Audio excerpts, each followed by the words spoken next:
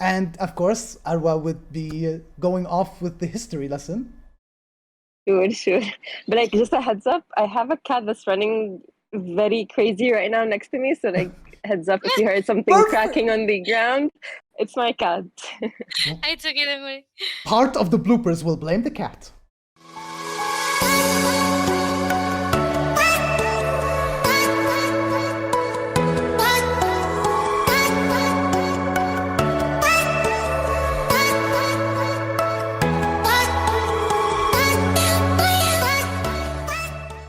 Hello, everyone. We are back again with a new program of Gamhers.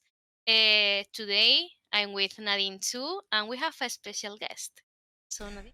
Of course, Arwa, we have the awesome Arwa with us today. I'm not going to ruin the history lesson. I would prefer the guest do the history story. Hello, guys. It's very nice to meet you, and thank you for having me. Pleasure. I'm Arwa. I'm half Egyptian, half Lebanese. As you guys know, I'm very much interested in esports. With that reason, I had taken my master degrees in sports and from Norway. And ever since, I'm like, okay, then esports is it should be my career path. And ever since, I was invested in this industry. So it's an awesome beginning, to be in sports, then to convert to esports. So it's usually, how did it begin? Were you ever interested before in video games and whatnot? Okay, so let's go back in time. I have an older brother. My older brother, he's really obsessed in video games. He was a not professional League of Legends player, but like he was very much invested in League of Legends. Then he got banned, so let's not talk about that. But anyways, yeah, oops. Before he got banned, and when we were both young, he made me play with him Counter-Strike.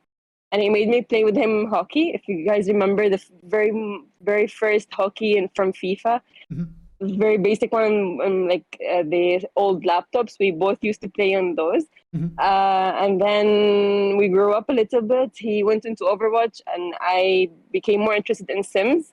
I spent all my days and time playing Sims. And then after that, my brother was like, okay, enough Sims. I'm gonna buy you a gaming laptop so you can buy Overwatch, and then you're gonna play Mercy, and you're gonna heal me. You're gonna pocket me, and only me, so you can level up. How and nice! I'm like, okay, yes, and I'm like, I'm such a good sister, as you know, and I'm like, okay, sure, I'll pocket you. But that was not nice because he kept on yelling, and he was like, "You're doing it wrong. Why are you hitting the other players? You should not do this. You should do that." And I don't know, guys, if you remember, like the old Overwatch, like everyone had to yell at Mike, like die on point so I can res you all, and that was like nerve wracking.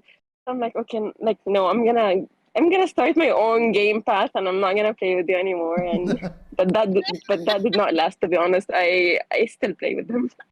It's honestly why they made the song "I Don't Want to Play Mercy." Just saying. Exactly. But that song came like a year ago or like 2 years ago. Like it's not that old. It wasn't, but I mained Mercy for a while because all my friends are DPS players, and honestly, it's like a Hanzo main or a McCree main or a Pharah main. Of course, Pocket Pharah. Pharmacy for the win. It's like always flying in the air, but one of my friends has an obsession with a bizarre combo. Mercy Doomfist, and for some odd reason is like he flies all over the place and I'm supposed to chase him, and it gets worse because when Doomfist ultis he disappears. I'm like, oh wait, I'm surrounded by the enemies, I'm dead. I'm left all alone, and like try healing Tracer. That's impossible. Nope. It's like when she blinks out. No, it's like you're following a Mercy and she blinks out and you're left in front of the enemies. Like, okay, hello. True. We could say that your inspiration about to go to the esport or inside the esport was your brother, or there are another reasons about to be part of it? No, mainly my brother. And nowadays I'm just playing Warzone with him and his friends. Both of I know two guys who play with us. Like they're also his friends who are professional Overwatch players, and then they retired, and now we're just playing Warzone for fun. Here's something I've always wanted to ask. It's the same theme. Like it's always when I'm talking to guesting gamers. It's mostly women were now I'm not saying women, but the guests were always influenced by someone. So out of curiosity, do you think without your brother's influence, would you ever felt, possibly interested in gaming? I actually did think of that.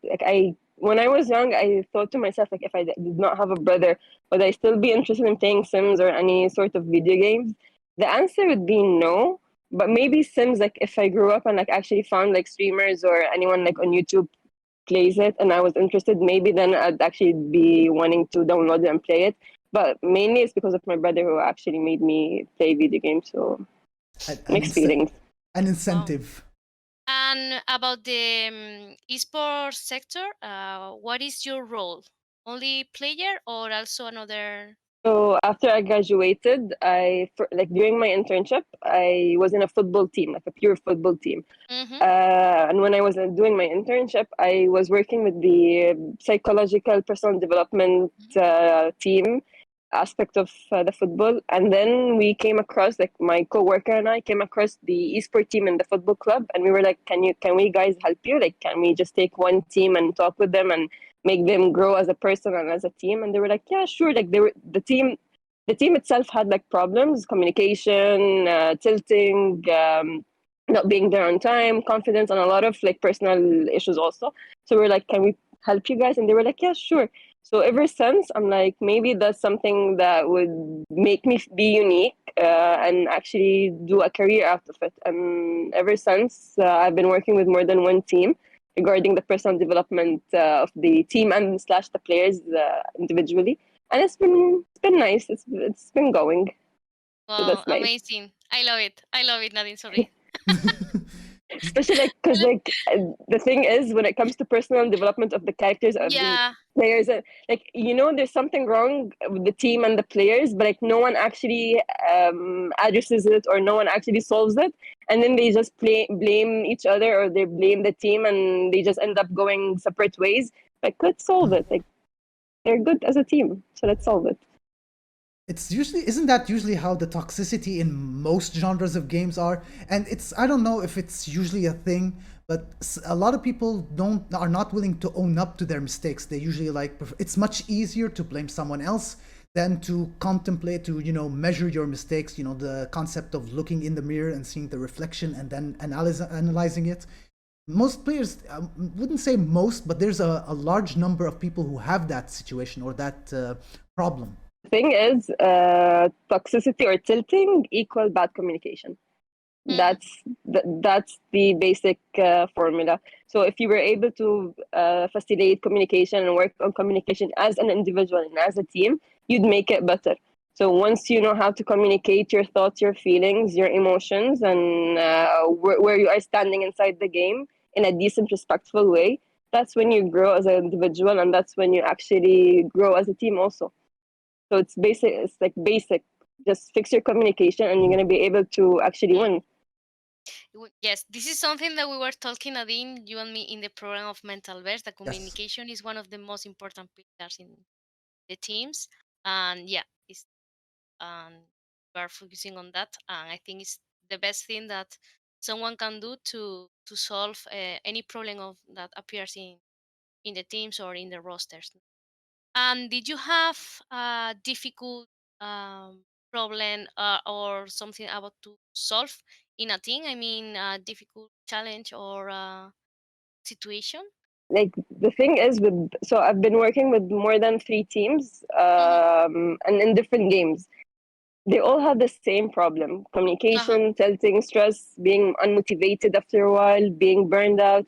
But the thing is, maybe like with this current team that I'm working with a Moroccan team. The only challenge that I'm facing is the language barrier, because like they're speaking Moroccan Okay. Arabic slash French, and so I need translation, and they sometimes don't Mm. understand me when I speak Arabic. So like they need translation.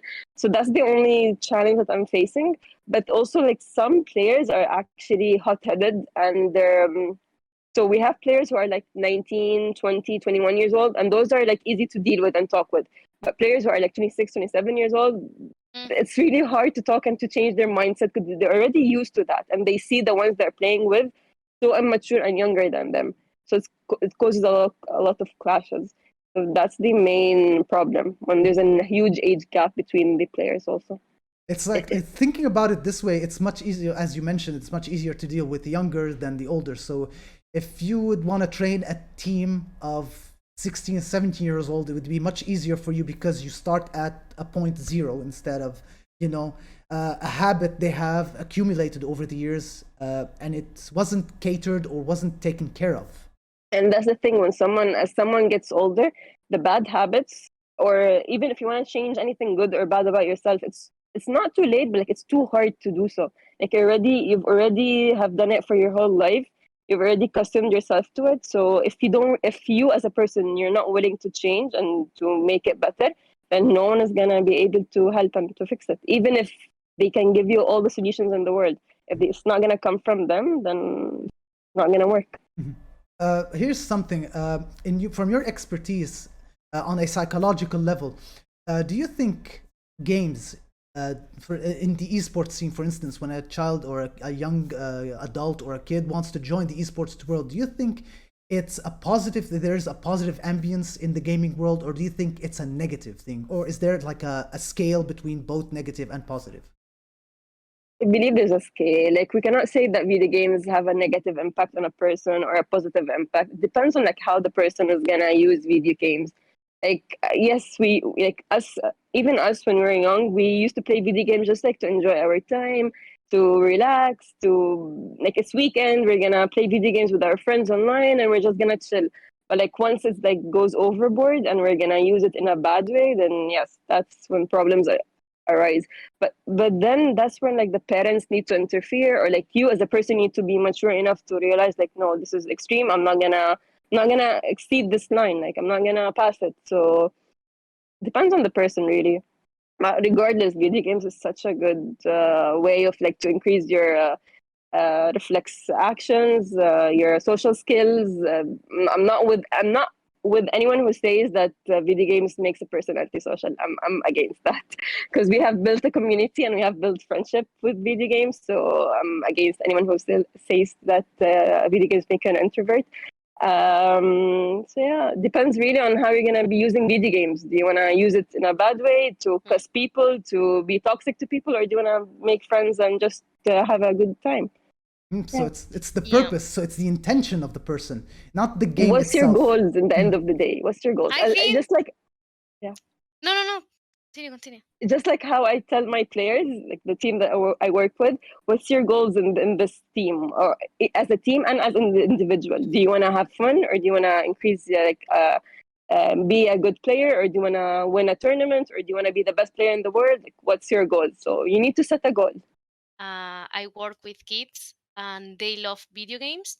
I know that parents usually control the time that they are playing, and they can study at the same time and they play. And if the parents tell me something or ask something, I always say video games are good, play with them in a good way, no? Or if you spend enough time, no?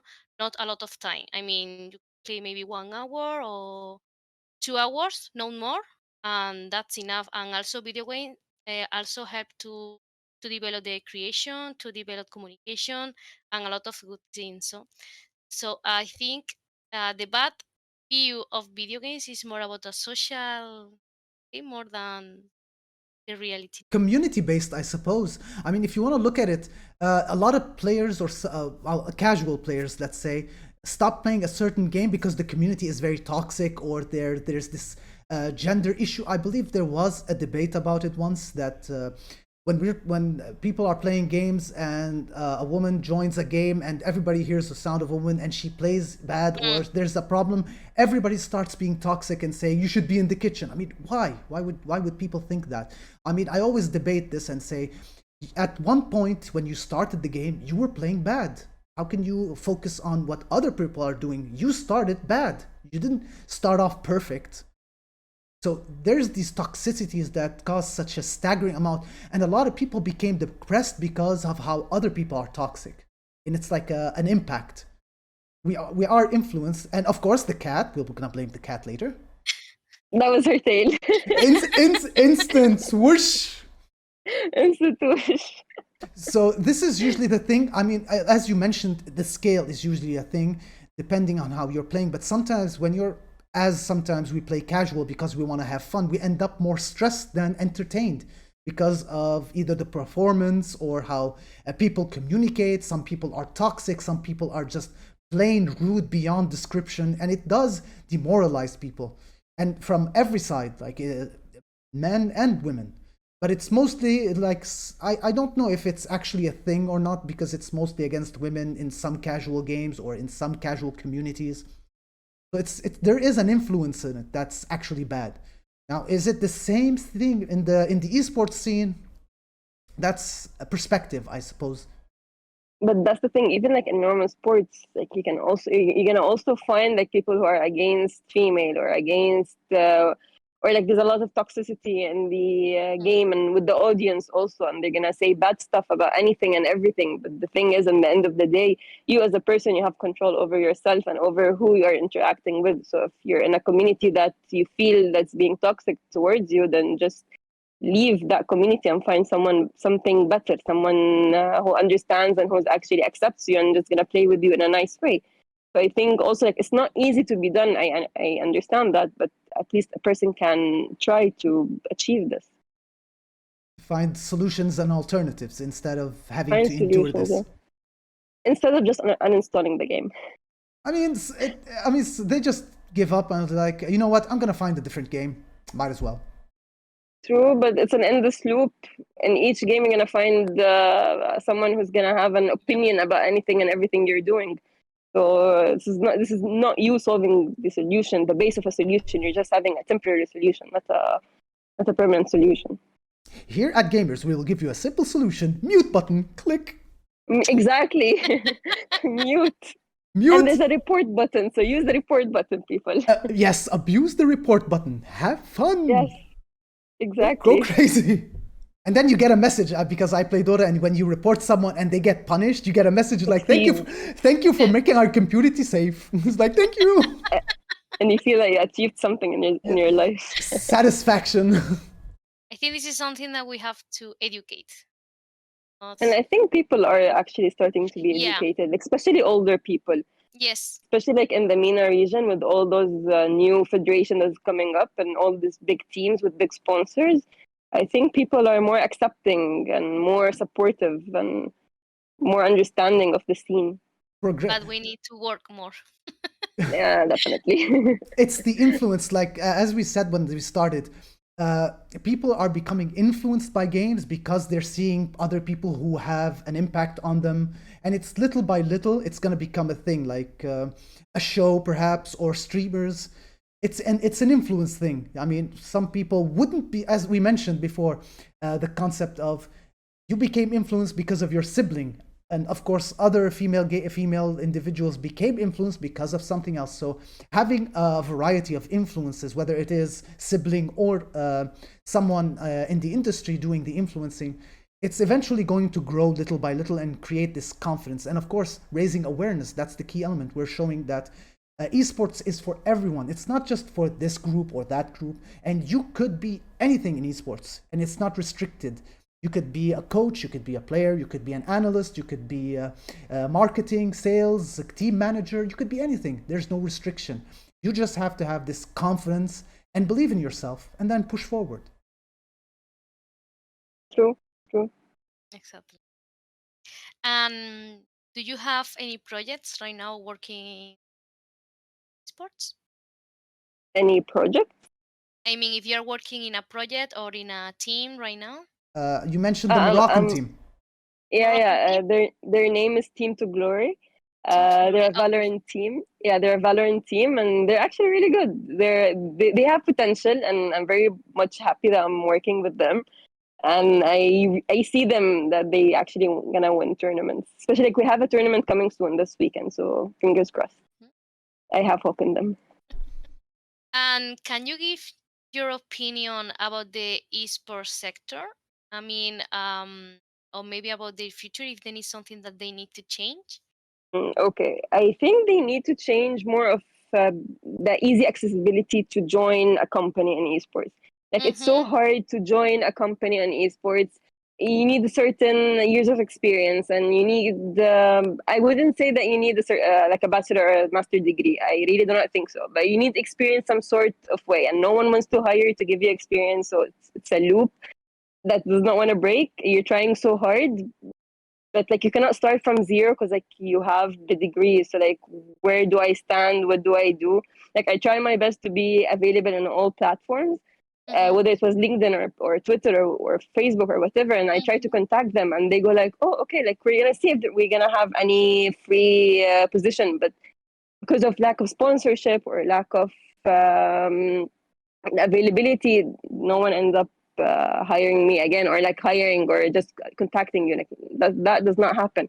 So I would change the fact like it's fine, like hire people, even if they don't have experience, just give them a shot, like try. Even if you don't have sponsorship or contract, like just be honest, and maybe someone's gonna agree on that. Yeah, the esports, little by little, esports will grow. I mean, considering it's not that ancient, shall we say, it's new, so it's still a bubble that hasn't grown into its Yeah. larger size. So little by little, eventually things will change into a different formula. But we can hope for, of course, because we're all in this industry. So we can hope for the better future and changes globally speaking. Really. But don't forget, like the industry is a huge. We have a lot of teams worldwide, and a lot of sponsors, and a lot of expenses and income that goes and comes with it, and a lot of demands and a lot of audience, big audience. Like there's a lot of like it's a business in the end of the day. So like just try to give people an opportunity to join. Yeah, Yeah, Don't the make problem it like is the thing is, we say that e-sport is a big business or something like that, but it's a business that most of the brands don't know yet, no? So, I mean, I'm speaking about Spain, no? Because in Spain we have a problem. We have a lot of teams, professional teams, and also amateur teams, no? But there are a few brands, no much, and those brands usually go to the professional one, no, the amateur teams. So and there are other brands that don't want to come to the esport because they don't know well this sector. So this is also a problem, no? So I think this little by little will be growing up, but also brands will need to learn about this sector because if they don't know about esports, probably they don't come to this area and maybe they don't do any sponsors or but there is a variety. I mean, if you look at it, I've seen a lot of people with opposite career paths. Like, we've recently spoke to someone who is a lawyer or who's studying to be a lawyer, but is in esports. I mean, and mm, I spoke a while back with someone who's a doctor who's in esports. I mean, a doctor who's in esports. It's mind blowing. And of course, no, people. no, I think no esports a lot of people come to this sector. I think you can study, I don't know, imagine art history, for example, and you can be in the esport area because it's possible that in your background you have something that is very related with video games, no, or can be related with.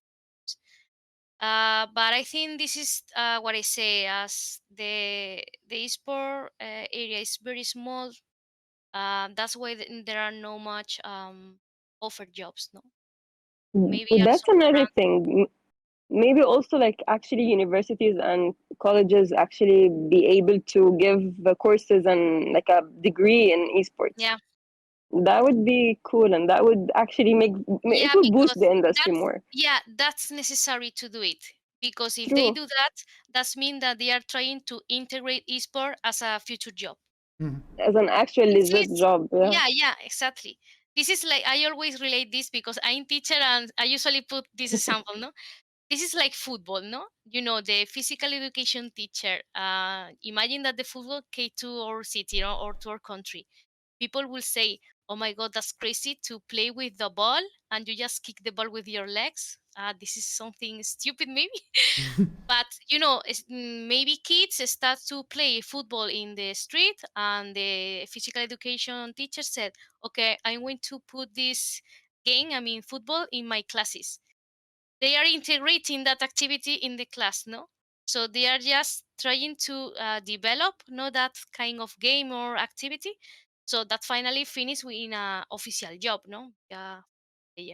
But I think in the video games is going to be the same. When video games stay well integrated in our country, a society, I think it's going to be a future job and a real job, or an official job. I don't know Okay. if I'm explaining well or not. Sorry, but this is my vision. No, if you integrate well the video games and esports, this will be a official job. Because like back in university, I remember like when I was doing my master's degree, it was mainly about normal sports, nothing about Mm, esports. But then it would come like in a course or something, they would be like, okay, I need you guys to go find an example of, for example, about sponsorship in any industry, in any sports. So I would go and like search for sponsorship in esports and I would come and present it. So yeah. I'm like, why should we not have like a course itself, like a huge course, like a credit hour course where we can learn something, not actually just me looking on the internet for an example. No, we can actually implement something and learn something. That would be cool. The problem with the educational sector is that they still are not fully convinced that gaming can actually work well with their system or their curriculum. While we're, of course, we are supposed to raise awareness on the benefits and how impactful it is of esports and gaming does.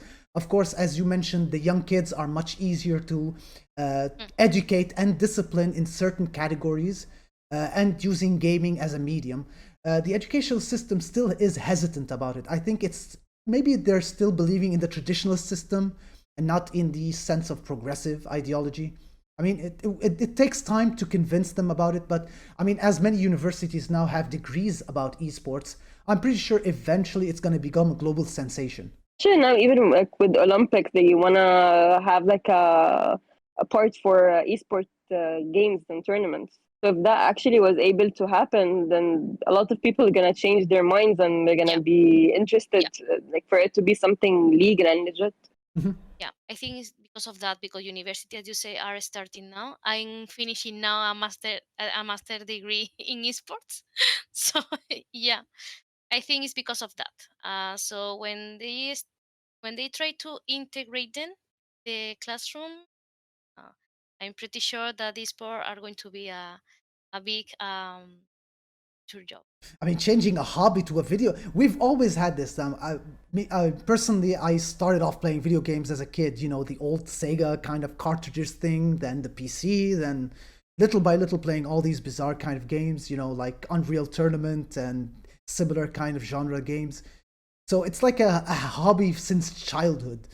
And to see it become a career, because there was a TV show when I was a kid, I used to see it, like people getting paid to test games. Imagine a kid being told this kind of career, like sit behind a computer, play games, and at the end of the day, just get paid by playing video games. Yes, I would love that.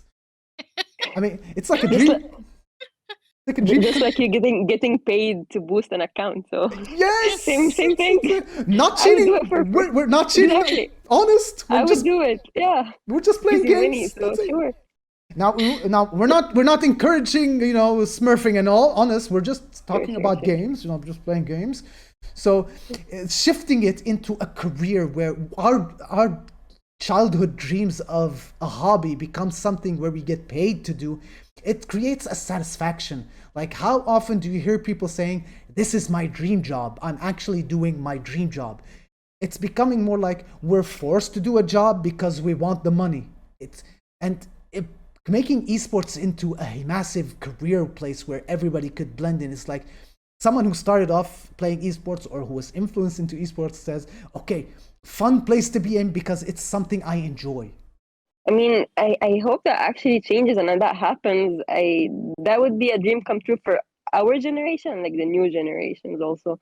Like just remember the feelings when we were young and we were playing for fun, and now we can actually work in it and make money and grow in it and find ourselves. Like we're in our comfy zone. Like we do not need to be pretending to be someone else and doing like an office job or like sitting from 8 to 4 doing a boring job. Like no, we're doing something that we're excited to do and we have passion for it. So it's not gonna kill us and it's not gonna make us feel bad and it's not gonna make us sick or tired, and it's just gonna make us move forward and be happy with it.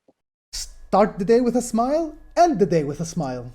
Best job ever. Exactly. And get paid for it. And we're gonna love our co-workers too. Of course. We're not going to tilt or rage or hit them with a mouse. Maybe prank them, but we're not going to hit them with a mouse or a keyboard. Just normal stuff. Just random stuff. What advice would you give for someone that wants to work like your profile in the sports as a psychologist? Well, I don't know if a psychologist, maybe coaching, like that. It's more like coaching, yeah. And like, Coaching, sure, yeah. if you have a Coaching, psychology degree and you want to continue in esport, then sure, go for it. But like, it's more like normal coaching, I would say. Yeah, coaching. Be available on all platforms. Don't be afraid to you go contacting people, even if you get rejected. Keep trying. Go to events. If you have any esport events or even normal sports events, go and contact them. If you want to have your own team, go for it. Even if you failed once or twice, it's fine. Nothing bad's going to happen. But always start with like working with others so you can learn from them and learn from their experience and then implement it with your own. And if you have the ability to go and like study it, somehow take courses, even if like normal business courses, because like esports have a lot of basic business courses. So like Yes. go for it, learn those subjects and then implement them in the real career that you once you have it. Out of curiosity, I know there is a certain differences, but is there a difference, a deeper difference between regular sports and esports? Okay, so this debate actually we had it so much in my uni. We had it a lot. But no, actually no. You knew that was coming. As simple as that. Can we say that chess is sports? Yes. What makes a sport? First of all, now this is something Cristina mentioned, and it made sense. The regulations are being made somewhat governmental. There's a competition aspect, whether it is one-on-one. Rules and regulations that are constantly being upgraded or changed depending on the timeline. So that, and although it's not physically requiring, there is the mental requirement. I mean, let's look at regular sports, also requiring a certain mental capabilities, but mostly physical. But chess is a bit more mental over physical. But there is the concept of competition. That's exactly the same reasons for the esport. But that's exactly the same. But there are still people who say, this is something a cliche, but is esports sports? Because like you're sitting on a chair and you're just moving your hands, but there's so much more to it. Because like like the thing is, you need to start your day by working out, because like you need to have a good physical health and you need to have a good mental health so you can be able to like withstand those long hours of practice. It's not easy. It's not easy to sit down and like actually just move your hands. It takes so much energy and so much power from you as a person. It needs and like apart from this, you have the sponsorship, same exactly the same as the normal sports. You have the advertisement, also the same. You have the fields that they use, the equipments. It's the same things that we use in sport, we use in esports. So they both are related. No, but it's not. No, because there is one thing that is different. There is one Okay. difference. I was waiting for this one. Esports and sports, and the difference is the editors. The editors. The rule makers, like, the regulators. Example, Riot Games. Okay, Riot Games is the owner of League of Legends. You could say no, but it's a esport because there are players, they are competing, but it's not the same because Riot Games is in the middle. Riot Games is the owner and is the one that have all the power. Riot Games is the one that put the rules. Riot Games can say that team can play, but that team cannot play. In the traditional sport, this don't happen. Good point. Actually, good point. Yes. Because in traditional counter argument soon. And also in traditional sports, the one that win the money are maybe most of the time are the teams, but in this case in esports, the editor, in this case Riot Games, is the one that is earning the whole money. You know, teams earn money because there are prize pools, but the one that is winning the whole time is the owner. That is Riot Games. In the traditional esport is totally different. No. Okay. Okay. That's True. why. Makes sense. Yes. Counter Because of argument. that, that's the main difference between sports and esports, and that's why esport cannot be considered as a traditional sport. That's But the difference. but it's still sports. It's the only difference. It's the only difference. It's not, so that's the best answer we could give. It's not traditional sport, but it's still sports because it's called it's sports. esports. Yeah, it's okay. About the meaning is like a sport because there is a competition. There are people that are competing to win a prize pool or something, no? But at the end, cannot be an sports because the rules are totally different. Because the rules are made it by the editor. In this case, for instance, Riot Games. That's why. But the thing is, like, this is not against what you were saying. This actually kind of supports what you're saying. Also, when it comes to doping, they actually do test the players for doping. So in that sense, it makes it like similar to one another, sports and esports. Yeah. They have a lot of similarities. I True. also before I start to study the master degree, my mental and my ideas are like you. Esports are like sports because there are a lot of similarities. But then I learned in the master degree that they cannot be like a traditional sport because there are editors like Riot Games. Which one was this team? Oh well, Valve. You know Valve from Steam. Valve, no? Aware of it. Or maybe Blizzard Games. Okay. Yeah. So they control all the rules and they control everything, no? Like they have the power. That they told me that they have the power, and as they have the power, they can to say or they can to do whatever they want.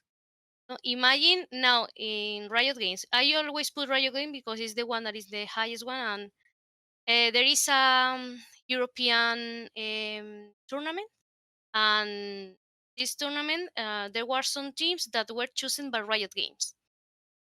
But there was one thing, G2 Esports, that had a Yeah. problem with the CEO, with his CEO, Okay. Carlos Rodriguez, Ocelote.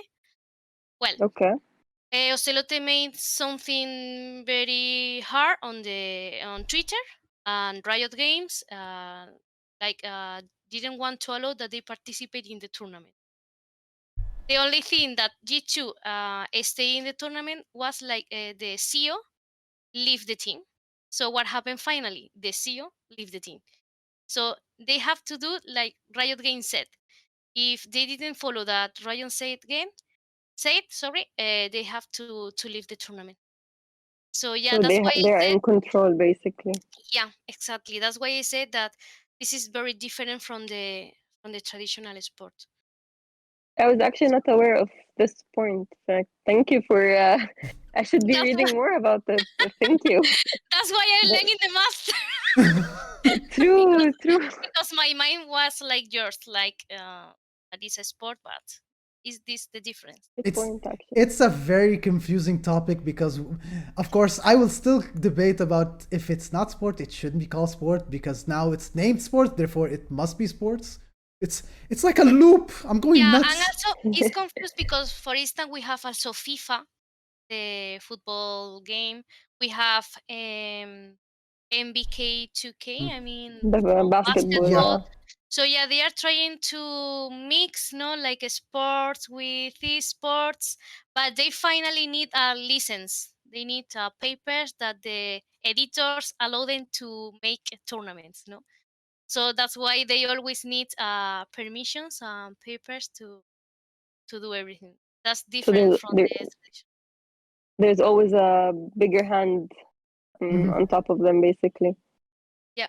Well, I believe this concludes this remarkable interview, and of course, we ended up with an interesting debate about whether sports is esports, if it is sports or not sports. We're still gonna be confused at the end, but one day this answer will be given, and it will end this torment. In the meantime, we would like to say it was a true pleasure having you on the show, Arwa. Thank you, thank you. And keep doing what you're doing best and keep it with a smile, and we can only hope for the Yes. best for future esports presence for both the improvements of the esports, and of course the influence of women within the industry. Hopefully, I'm really thankful for this interview, and like thank you for having me and hosting me. It was really nice to meet you guys, and those questions were really entertaining and interesting. So I hope like I was able to answer and like, give my opinion Flawlessly, without a doubt. And I'm pretty sure Cristina was itching for that esports thing, because you could tell it from that expression, from her eyes. She didn't expect it. It was like boing, and we knew where that was going with. Yeah. It was her time to shine, and she was. Yeah, able to shine. sorry if I couldn't explain really well, because I'm Spanish and sometimes it's very difficult for me to think in English, and But yeah, I just tried to explain it in my best. So I think it was really interesting. It actually, you explained it very well. Naturally I'm going to pick on you, because I still say esports is sports. It doesn't make sense to me. For sure. It's you're not gonna call a wall that's not a wall a wall. I'm sorry, but this is still confusing. So I'm stubborn, and I'm gonna stick with that. It's okay. But that's the truth. So yeah, I believe this concludes this amazing interview, and till we meet again. And of course, if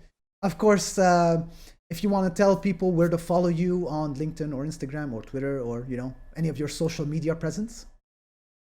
On Twitter, it's the Real Demon Cookie, and it's the only one for for people to contact me. Instagram is private, and LinkedIn it's Arwa Abdulaal. If anyone is interested, that's it.